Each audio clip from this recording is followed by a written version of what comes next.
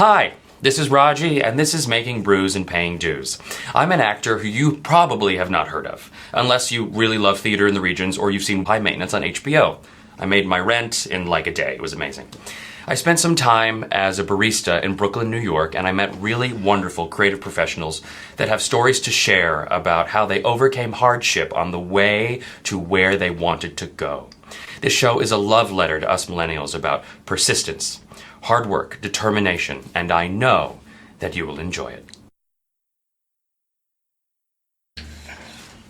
Welcome back to Paying Dues and Drinking Brews. The other way around. Okay, well. Why not? There's our promo. Okay. Today on the show, we have Jorma. Danielle, say his name. Jorma Taccone. We have Jorma Taccone. Thank you. We have Jorma Taccone, who is one of the three writers. I'm leaving that whole thing in. Great. One of the three writers from The Lonely Island. You may have heard of Dick in a Box. Sorry, Mom, I just said Dick. He has some wonderful things to say about working in a community on the way up. Don't do it alone. And we're in. Is it true that you tied ribbons around metal snowflakes? We worked all at the same temp agency. We would take jobs, even if they paid like nothing.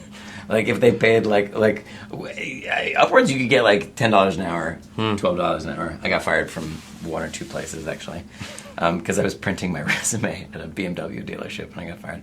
Great. So we all got jobs working for Fox. It was for Fox, the studio Fox, for their Christmas. They were giving out Christmas ornaments that year for Christmas. So, it was a pretty shitty gift, honestly.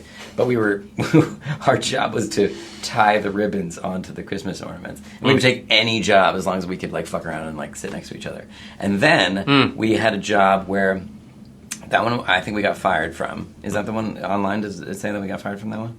Sure. I think we got fired from that one. Well, we also had a job where we were supposed to rip up tortillas for a movie called Tortilla Heaven, which is a real movie. It was made. But all these tortilla pieces fall from the sky as tortilla rain. And we had to rip up tortillas. But I think that the Fox one is the one where we got fired because, or no, we didn't get fired. We were asked to move to different areas of the room because we weren't being productive enough. Like naughty boys in class. Yeah. Who were like, I'm going to separate you two. We were 11 years old. Yeah. Yeah. So we were like, I think we're being more productive. And they were like, well, listen, you can either leave or you can be in different parts of the room. And we're like, okay. And we calculated that we had made just enough from that 1 hour of work to go to McDonald's and get the McDonald's breakfast. That sounds so good. We'll leave. You didn't just grow up in Berkeley and then win an Emmy. No. And here's what I'll say about LA and some of the advantages that I feel in retrospect were great for us. Mm-hmm. One, LA was just a little bit easier to be to live cheaply. Mm-hmm. There are also moments in LA where I would go downstairs in my apartment building and half of the people who lived there had unemployment checks going out, sort of thing. So we made money from I made money from fucking car accidents. How? I got into 3 horrible car accidents. Not my own fault. Okay. Sort of thing, but that would give me a couple $1,000s here and there. I gotta get a car. No, why? You live in New York. You tell me this is money. I could get money. Oh, yeah. You could just get hit by a car. Great. Great. This is good advice. It's good advice, guys. We got money however we could for that. But again, it was slightly cheaper to live out there, and then the group thing really helped. Yeah. The group thing of just being I'm dedicated to a group that's something bigger than myself. It is really hard when you're doing this on your own. Just That's true. We got shut down for every TV show we pitched. There was no. I mean, there weren't 8,000 shows back then. It was hard to get a meeting at MTV2. So we did a pilot presentation for Fox. They gave us $70,000, which it sounds like a lot, is not a lot. All the best stuff that was shot for that ended up being shot by us, making our own costumes, having our friends shoot it. Well, when you were pitching pilots and they weren't getting picked up, did you ever, or any time, did you ever consider quitting?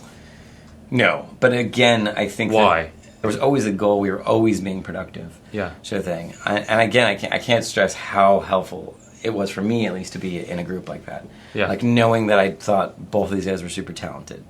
And then we were getting things along the way. We were being validated in that meetings would go well, or people would like us, or the people at Spin City that we showed our stuff to, who eventually showed our stuff to their agents, and then we got the same agents. Like those, you had those little bits of validation along the way, sort of thing that did help. Yeah.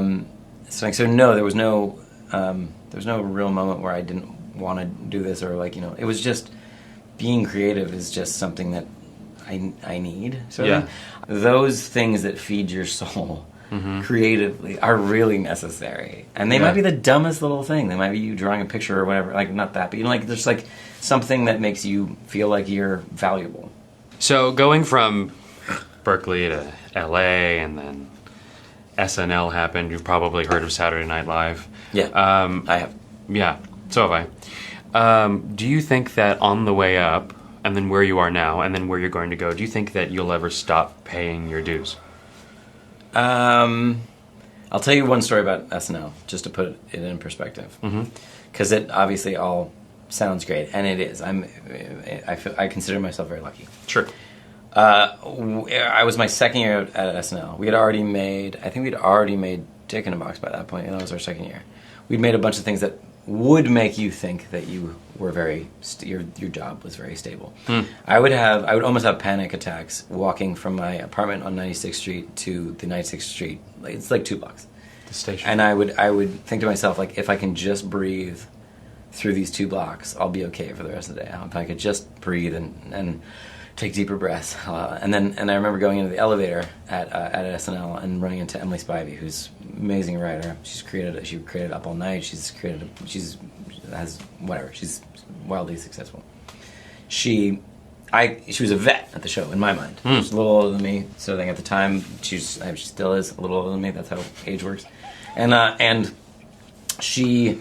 got in the elevator and I was like, do you ever, like, when do you start feeling comfortable here? And she was like, oh, never. I'm about to have a panic attack right now. And I was like, oh. And that's kind of what the show was. It was an incredibly difficult working environment. It was my first real job. You just felt like Saturday Night Live. Yeah, and you just felt like you were going to get fired. I just mean real job in the industry. Like, sure. I understand. I had worked, getting people lunch. But you weren't tying ribbons on. Yeah. And so just the level of anxiety. One, I will say that job prepared me for other jobs, in that, like, then directing a movie was like, oh, this is much better. This is much easier because you got turnaround. Sure. There were many times like that I would sleep like a couple hours on Tuesday night into Wednesday morning, and then we would do it all over again when we started doing our digital shorts, which we would start writing on a Thursday, shoot on Friday into Saturday morning, start editing Saturday morning up until the moment the show aired.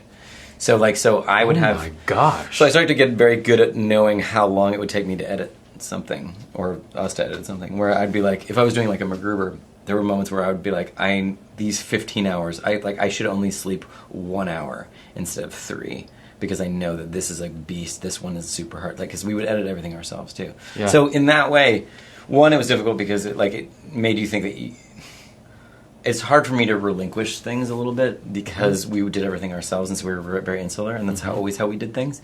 So that was something I had to learn to let go of. It was a very roundabout answer to your question, but I'm following.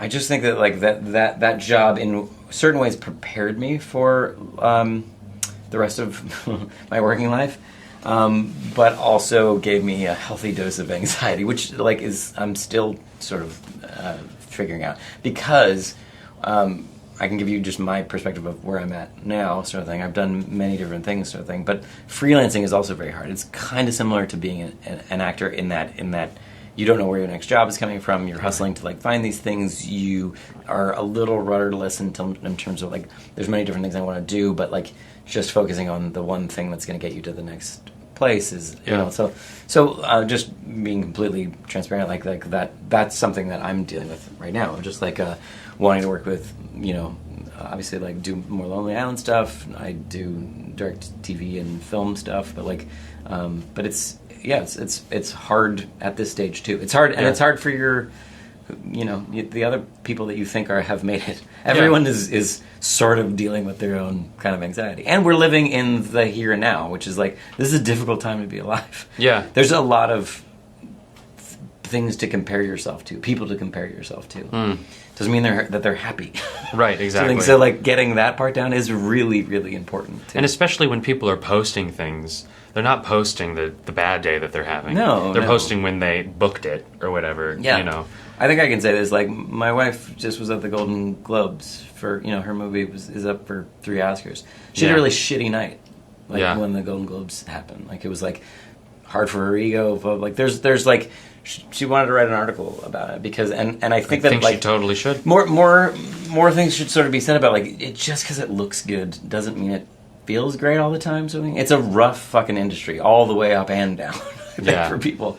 And I think it's important to try to maintain a healthy sense of just self and and presence, because you really only have the here and now. And it's very easy to future trip and think you're not getting all these things and other people are and da-da-da. Yeah. And that might be true, and it is true, but it's also like that you have other things that, I don't know. This is a very privileged position for me to say it from, because I've done a lot of things, but we want to hear it from your position. Yeah, do you know what I mean? I have many days where I'm depressed and don't know where I'm going, and want to figure out what it is that I'm doing. I just think that like I have enough little things that keep me on track. What is it that you want the generation behind you that's coming up to know? To know, you mean about working? Like, get more specific with that question. Whatever that question means to you. I do. I think everyone sort of feels like this. I do think it's a really tough time for kids. I can imagine that it would be sort of thing. I sometimes feel like when I was growing up. I'll give you an example. When I was growing up, I remember seeing this news report. There's a show called A Current Affair, which was a very dramatic show, and it was great. Had the little triangle, and it was like, wha-bam! And they did a news report about these kids in Texas or somewhere that were stealing pink flamingos, lawn flamingos off people's yards. Like the single leg. Yeah, and then they would film the flamingos being tortured, and they were called the Pelican Gang or whatever, and they were and they kept referring to these flamingos as like pelicans, and they were torturing these pelicans. This story has a point. And they would send ransom notes, and it was super funny. Me and my friend saw it, and we could only see it that one time because it was just an air. You weren't recording it. You never saw it again.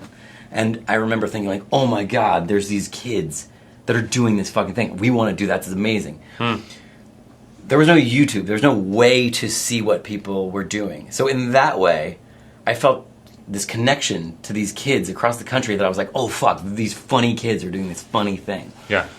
Nowadays, you get to see those kids. You get to see people from all over the world who are just like you doing that sort of thing. That's super bonding and connecting. That's a wonderful feeling to be like, there are some kids. I think that's partially why people hopefully do relate to like Lonely Island, because we're just like your 3 group, like however many are in your group of funny guys or girls. We've met so many funny young women who are fucking hilarious who are doing this as well. So I think it's a universal thing of friends. Yeah. Your friend, like the friends who are making something.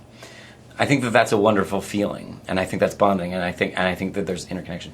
But I also think that there's this other side of social media which is really damaging, of just like the thing that we're talking about, of like comparison and you're never going to be good enough and blah blah blah blah. Like, nothing's changed. Human beings are the exact same way they were. It's just that there's more shit to know and see about, and you feel like you're never going to be somebody, and you want to be somebody, and these kids are, and you're seeing these examples of these fucking There's kids. more stuff to distract you or not distract you. Yeah, I think it's important to just try. I'm saying this in my fucking old age, so but I just mean like that. There needs to be a moment where you put the fucking thing down. It truly is the Matrix somewhere, in that like if it all went away, you'd be like, oh my God, it's none of the numbers mattered. Yeah. And it's great. Like, it does make you feel good, like that people are watching stuff. I think that like it's just, I think you need to know the limits of how happy it's going to make you. Cut. No outro? Cut. I think we have it.